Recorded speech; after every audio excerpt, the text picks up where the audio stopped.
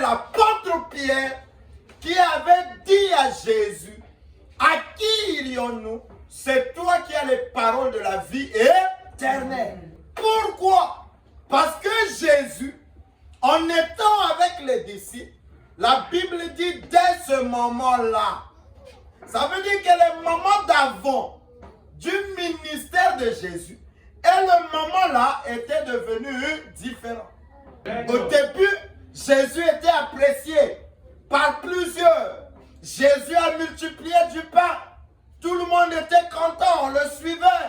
Oh, notre pasteur, oh, notre évêque, notre apôtre, notre prophète. Jésus a guéri les malades, tout le monde était content. Oh, notre pasteur, oh, Jésus, notre maître. Et ce jour-là, Jésus a dit, celui qui ne mange pas mon corps, ne boit pas, alléluia. Celui qui ne mange pas mon corps, ne boit pas mon sang, n'est pas digne de moi. Amen.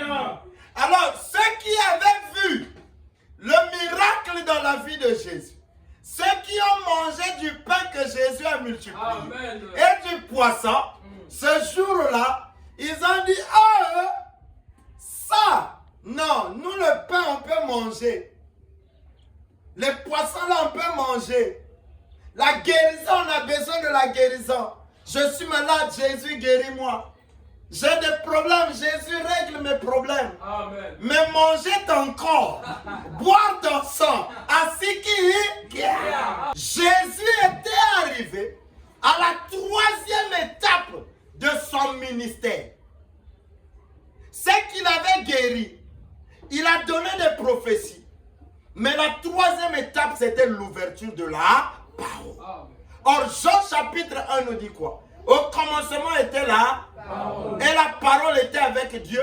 Et cette parole-là s'est faite chair. Donc Jésus était la parole qui a créé l'humanité, marchait. Quand tu vois Jésus, c'est la parole incarnée. Amen.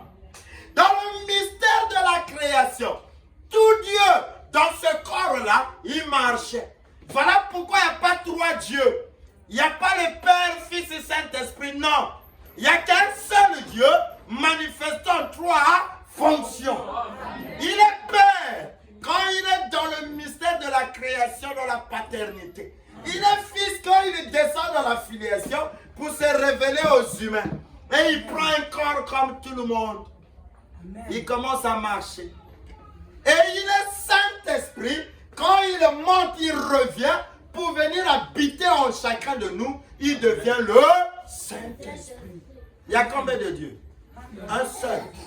Ce sont que des fonctions ou les attributs. Amen. Amen. C'est une seule personne qui fait le même travail. La 3e étape, c'est l'ouverture de la parole.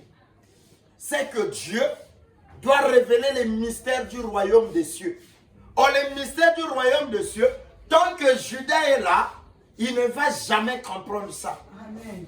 Voilà pourquoi vous pouvez être dans une même église. La parole est prêchée, mais toi tu comprends, l'autre ne comprend rien. Amen. Voilà pourquoi la Bible dit dans l'Apocalypse que celui qui a des oreilles, est-ce que, montrez-moi quelqu'un qui n'a pas des oreilles.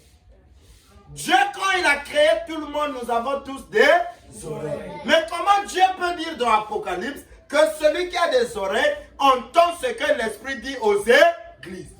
Là, il ne s'agit pas des oreilles physiques, mais il s'agit d'une capacité d'entendre Dieu parler et de reconnaître que ça, ce n'est pas un homme, mais ici, c'est Dieu qui parle. Amen. Amen. Amen. C'est ça les oreilles spirituelles. Là où je prêche, là même les voisins écoutent. Mais ils écoutent, est-ce qu'ils entendent? Parce qu'on entend avec la voix du cœur. Amen. Les oreilles du cœur. Amen. Vous comprenez? Amen. Jésus dit non. À vous, il a été donné la grâce de comprendre ces choses. Mais pas à eux.